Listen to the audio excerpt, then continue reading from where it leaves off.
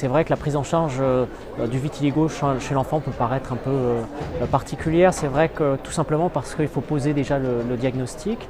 Et on sait que chez les tout petits, le vitiligo qu'on appelle congénital est très controversé comme entité. Donc c'est rare quand même qu'un enfant naisse avec un vitiligo. Et souvent le vitiligo apparaît généralement entre l'âge de 4 et 8 ans. Poser le diagnostic, c'est important parce que souvent on a des diagnostics différentiels et tout n'est pas du vitiligo. C'est pour ça que c'est important de montrer l'enfant à un dermatologue pour qu'il puisse affirmer ou pas le vitiligo. Le principal, c'est ce qu'on appelle le vitiligo dit non segmentaire. On va avoir des lésions sur l'ensemble du corps. Et ça, un des principaux diagnostics différentiels, c'est souvent les diminutions de la pigmentation qui sont associées à d'autres maladies inflammatoires. Alors, par exemple, c'est souvent la dermatite atopique, l'eczéma. Et souvent, chez l'enfant, on a des eczémas qui vont donner des hypopigmentations.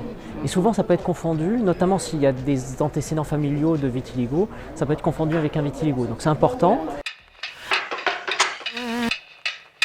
Alors souvent, dans le traitement du vitiligo de l'enfant, c'est vrai que c'est important d'évaluer, ce qui est parfois peut-être un petit peu différent chez l'adulte, d'évaluer l'impact qu'a le vitiligo chez l'enfant, et également dans le contexte familial, mais également dans le contexte de l'école.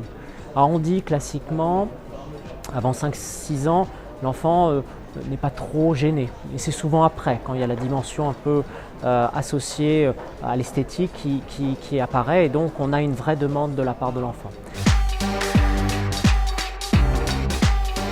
Traiter un patient, alors on peut toujours le faire classiquement à tout âge. Après, ça sera la demande en fonction toujours d'évaluer l'équilibre entre le bénéfice réel du traitement et les effets secondaires qu'on peut en attendre. Alors comme je disais, c'est vrai qu'à d'avoir un vitiligo chez les tout petits, c'est quand même plus rare. On peut l'avoir du vitiligo notamment au niveau des langes, au niveau des couches, mais souvent c'est entre 4 et 8 ans. Et là, on peut avoir des stratégies thérapeutiques qui sont classiquement comparables à celles que l'on peut avoir chez l'adulte, mais qui sont adaptées à l'enfant. Et même lorsqu'on a des enfants qui ont un vitiligo très actif, très évolutif, rapidement progressif, eh bien, comme chez l'adulte, mais en adaptant les doses, on peut utiliser de la cortisone par voie générale, bien sûr en accord, en expliquant aux parents l'intérêt du traitement, de bloquer la phase inflammatoire et puis d'expliquer les éventuels effets secondaires.